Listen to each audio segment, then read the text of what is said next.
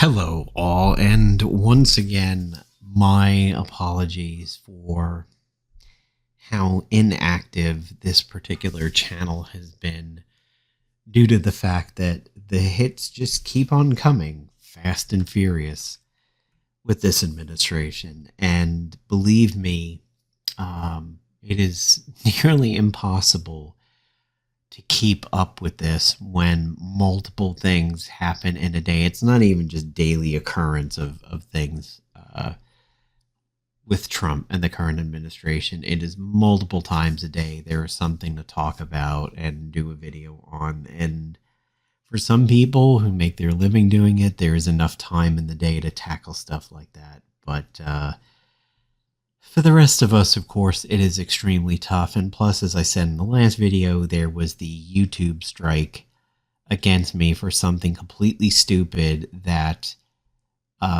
should have successfully been appealed.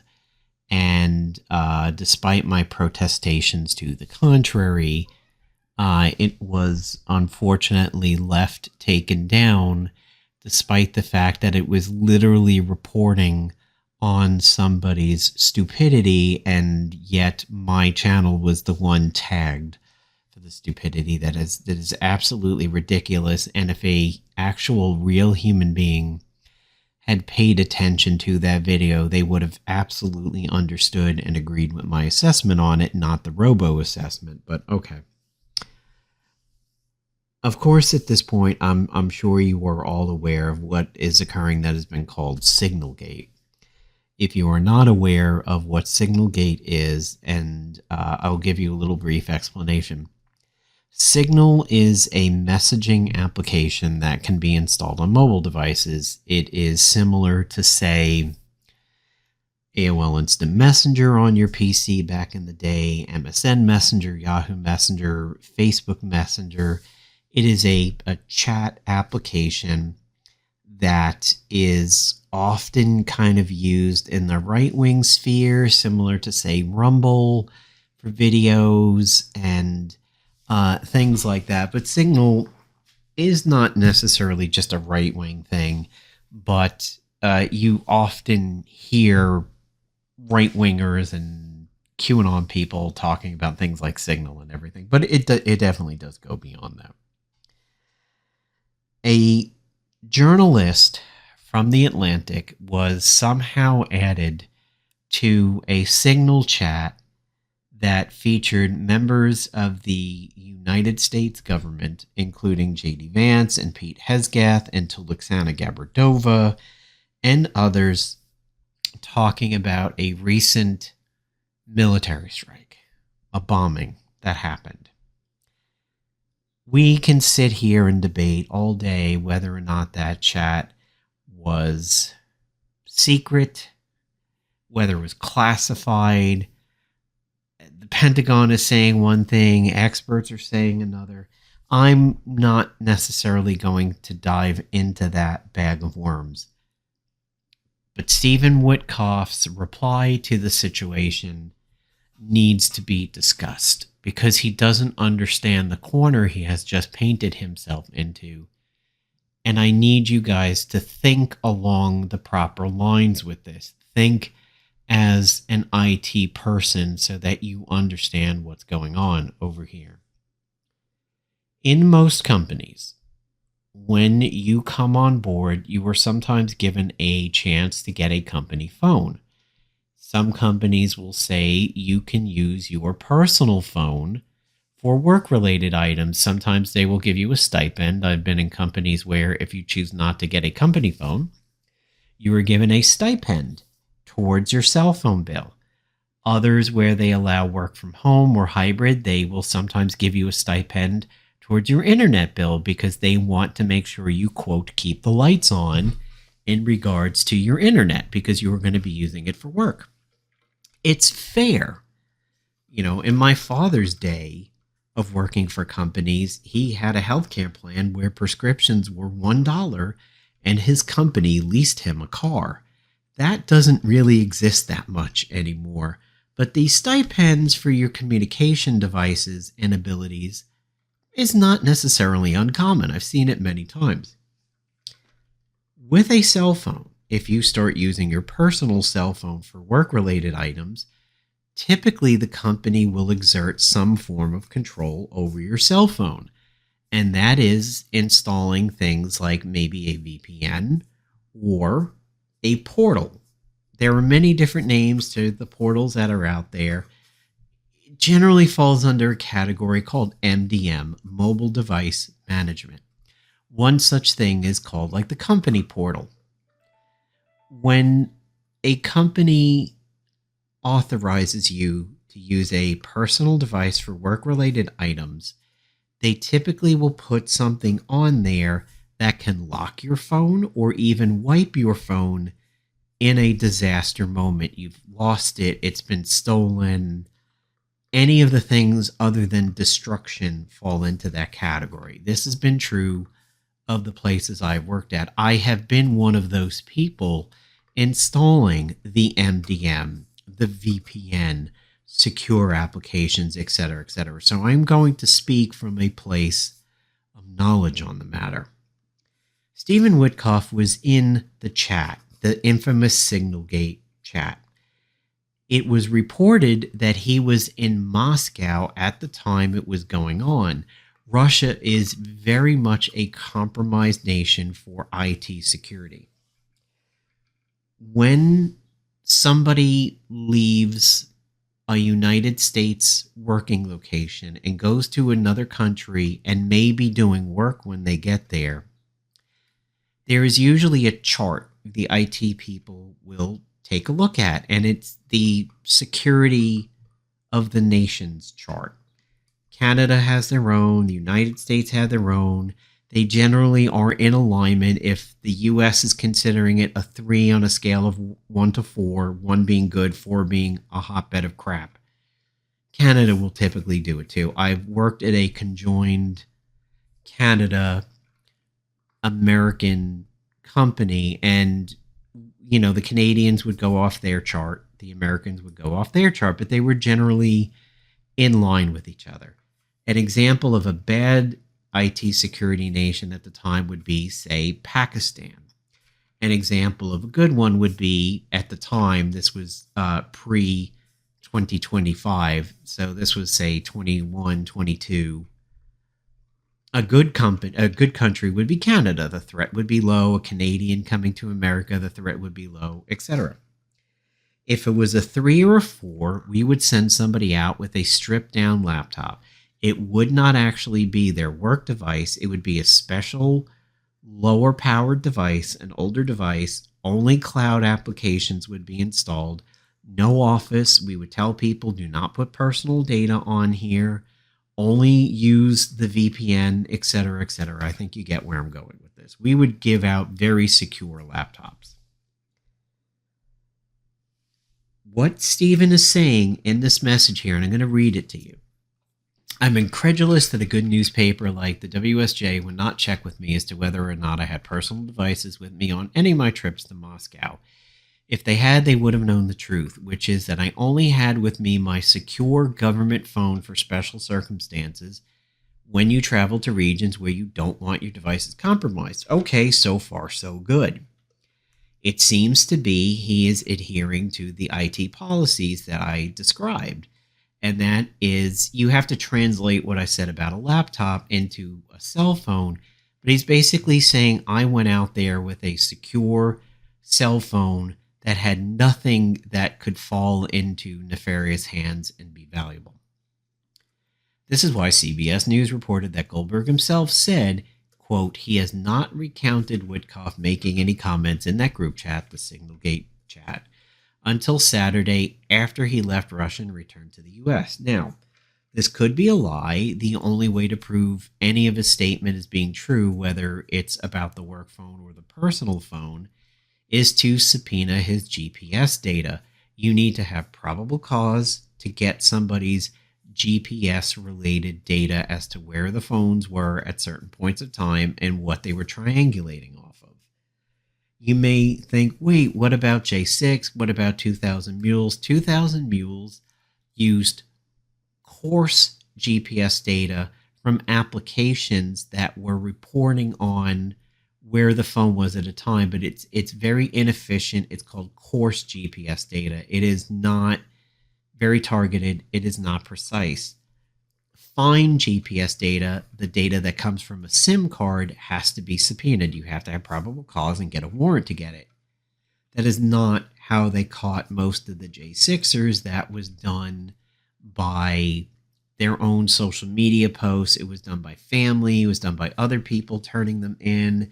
It was done by the videos that they filmed on their phones and then posted online, like the infamous Parler dump that occurred, where the people who were actually committing J6, their videos were put out on the net that anybody can go to. You don't need to be a hacker to get there. It's available. It's on ProPublica.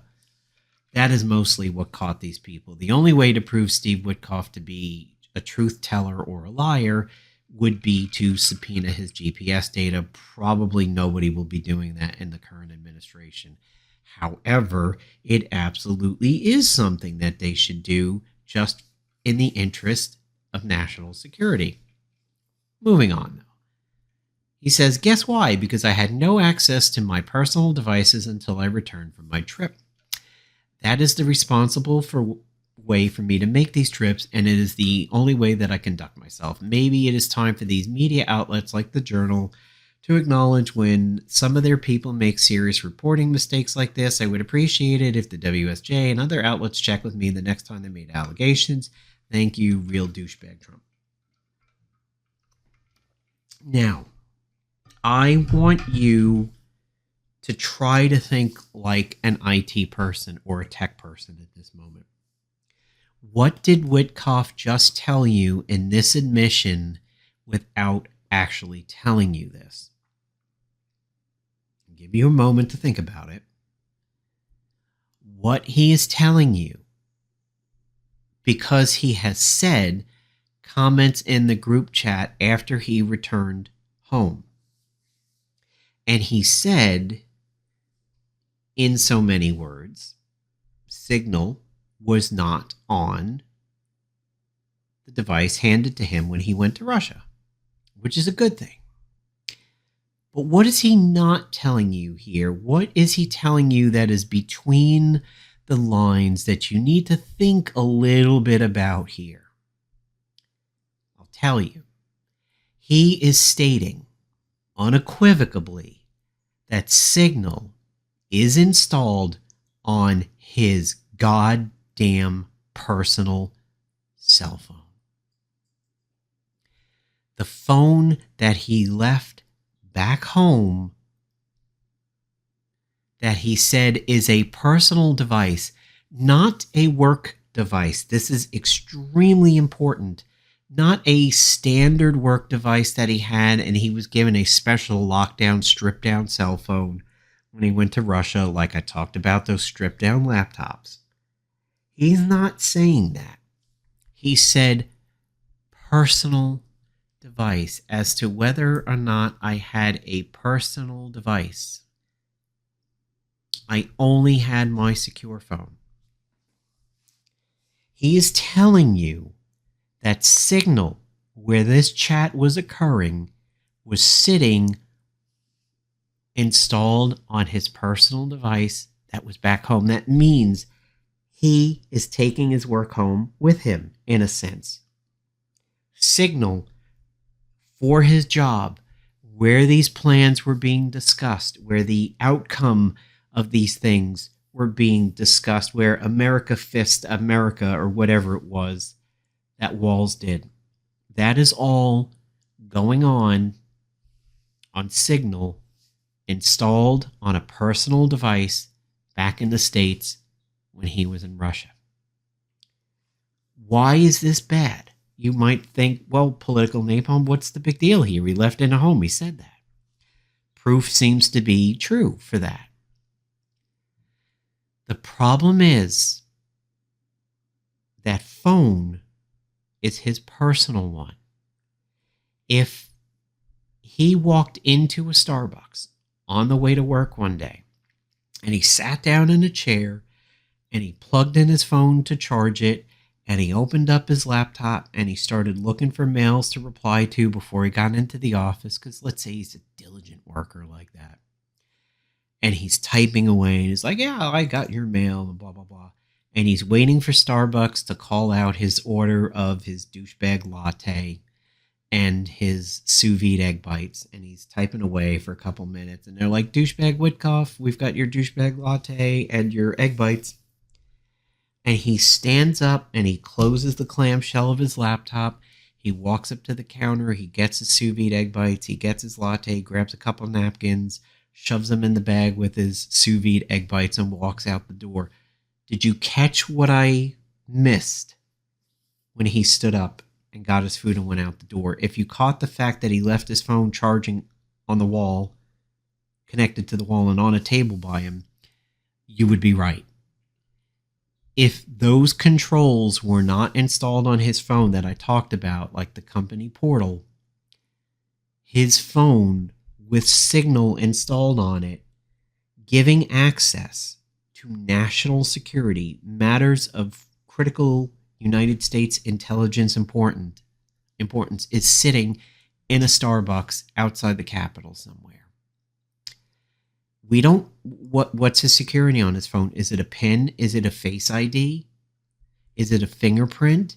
If it's Face ID, could somebody take his picture and unlock his phone?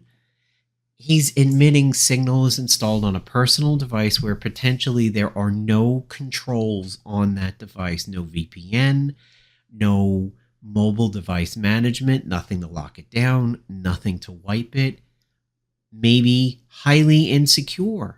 If he had pulled up that phone in that Starbucks and was looking at that Signal chat and typed some stuff out there, sitting on the Wi-Fi of an insecure Starbucks, anybody with a Wi-Fi listening device there could have been snooping in on that conversation and be seeing the data that was going out through Signal.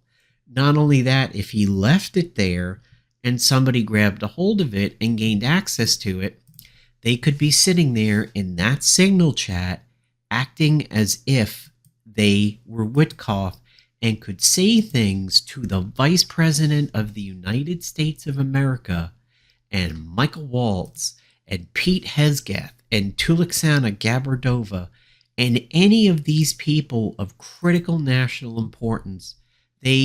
John Ratcliffe from the CIA, they could have been sitting there acting as Witkoff and say things in this chat that could have compromised national security. Because this dude admitted Signal is on his personal device.